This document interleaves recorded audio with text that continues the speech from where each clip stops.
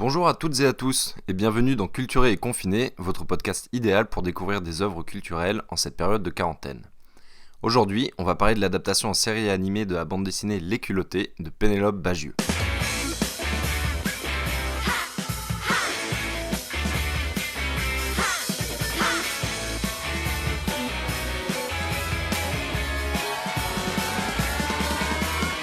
Vous en avez sûrement déjà entendu parler, Les Culottés est l'une des BD les plus vendues de France depuis 2016. Aujourd'hui encore, elle continue d'être en tête des ventes 4 ans après sa sortie. Alors, avant de vous en parler, revenons sur le parcours de Pénélope Bagieux, son autrice. J'ai découvert Pénélope à la fin des années 2000 grâce à son blog Ma vie est tout à fait fascinante, qu'elle tiendra de 2007 à 2014. À l'époque, c'était la grande mode des blogs BD. J'en suivais beaucoup, celui de Boulet, qui est une star de Twitter maintenant, de Melaka, de Lewis Trondheim, etc. etc. Un blog BD était un fourre-tout pour plein d'artistes, postant régulièrement des petites anecdotes de vie, des idées, des illustrations avant que les réseaux sociaux n'existent réellement. Ces blogs avaient tellement d'importance sur le web qu'il y avait même un festival qui leur était dédié. Beaucoup d'auteurs y faisaient des collabs ensemble, un peu comme les feats entre rappeurs aujourd'hui ou les collabs entre youtubeurs. Et c'est comme ça que j'ai découvert celui de Pénélope Bagieux, qui en tout durera 7 ans, avec plus de 813 notes postées. Si le blog n'est plus entretenu aujourd'hui, il est toutefois toujours disponible à l'adresse Pénélope Jolicoeur. Et si vous avez la flemme de le lire sur un écran, ce que je comprends, sachez que ces meilleures notes ont fait l'objet d'une publication BD en physique sous le nom de Ma vie est tout à fait fascinante. Pendant cette période, Pénélope gagne sa vie en tant qu'illustratrice pour divers clients, comme les plats pré-cuisinés Marie, oui, ou encore pour des journaux et des magazines. La page BD du magazine Femina lui reviendra, et c'est ainsi qu'elle développera son personnage emblématique, Joséphine, une sorte de Bridget Jones à la française, évoluant dans notre société actuelle. Cette BD a beaucoup contribué à mon féminisme, puisque j'ai découvert pas mal de trucs qui pouvaient arriver quotidiennement aux femmes et dont je ne me doutais pas du tout. Les douleurs des règles par exemple, le regard de la société sur les femmes, les injustices qu'elles peuvent subir quotidiennement, etc. etc. Le tout avec beaucoup d'humour. En tout, il y aura 3 albums de Joséphine, publiés entre 2008 et 2010, dont 2 qui seront adaptés au cinéma avec Marie-Lou Berry, la fille de Josiane Balasco, dans le rôle principal. En plus de ses activités de dessinatrice, elle tient une chronique BD pour le site internet mademoiselle.com et organise des teufs à Paris, les We Are 90s, dont elle officie sous le nom de DJ Brenda.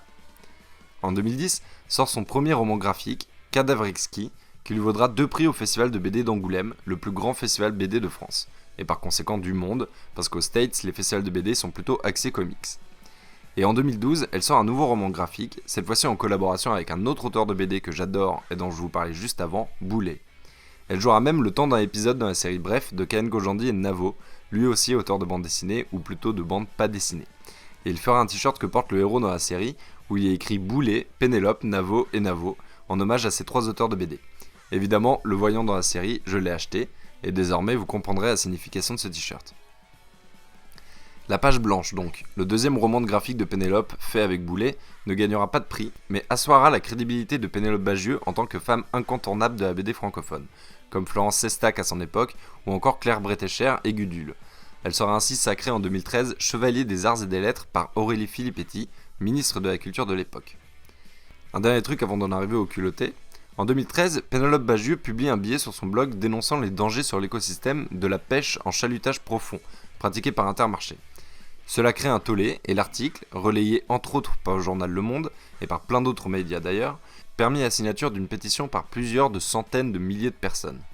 La BD est donc un média qui a encore un véritable impact sur le monde.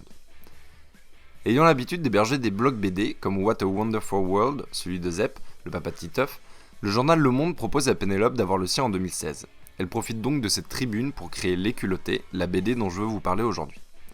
Pour l'anecdote, le blog devait être lancé fin janvier 2016, mais l'autrice préférera avancer sa date de sortie pour faire écho au débat encore chaud sur la place des femmes dans la bande dessinée et dans la société en général, notamment avec la polémique sur l'absence de femmes nommées au Grand Prix du Festival de BD d'Angoulême 2016. Sur ce blog, tous les lundis, elle publie une biographie de 5 à 10 pages d'une femme au destin hors du commun. Les 15 premières biographies furent publiées en physique en 2016 et les 15 suivantes pour un deuxième tome en 2017. Alors, les culottés, de quoi ça parle ? Tout d'abord, le nom complet du blog et de la BD est « Les Culottés, des femmes qui ne font que ce qu'elles veulent ». Ce sont des biographies illustrées de femmes de pays et d'époques différentes, de différentes classes sociales même. Tantôt stars du rock, journalistes, transgenres, chanteuses, impératrices, activistes, militantes ou encore athlètes. Certaines sont connues, d'autres sont des oubliés de l'histoire, d'autres ne sont juste pas encore considérées. Mais le point commun entre toutes ces femmes, c'est qu'elles ont, au cours de leur vie, bravé des interdits ou des normes sociales relevant du sexisme ou du patriarcat. Dans presque toutes les histoires, elles commencent très souvent par devoir lutter contre des préjugés ou surmonter des difficultés parce qu'elles sont ou qu'elles se sentent différentes. À travers ces portraits de femmes, c'est l'histoire du féminisme avec un grand H que Pénélope raconte. On y voit aussi bien la vie quotidienne de ces femmes que l'environnement socio-démographique dans lequel elles évoluent. Évidemment, la biographie de chacune n'est pas exhaustive, Pénélope s'intéressant plutôt à des moments clés de la vie de ces femmes, surtout des moments où chacune a dû prendre une décision qui changea leur vie à un instant T, et la vie des femmes de manière générale, sans le savoir évidemment. Et cette BD est un véritable succès. Comme je vous le disais en début d'épisode, c'est une des BD les plus vendues de France depuis 2016, et aujourd'hui encore, elle continue d'être dans le top vente des BD de 2020, 4 ans après. Évidemment, la BD est traduite en anglais, sous le titre de Brazen, Rebel Ladies Who Rock the World. Et seule la biographie de la culottée Phoolan Devi est supprimée de cette version anglaise, car le viol qu'elle subit à l'âge de 10 ans par son mari fut jugé trop violent pour le public auquel la BD était destinée. Soit. Avec cette bande dessinée, Pénélope Bagieux gagnera un Eisner, la plus haute distinction mondiale de la bande dessinée. C'est en gros l'équivalent des Oscars pour la BD quoi.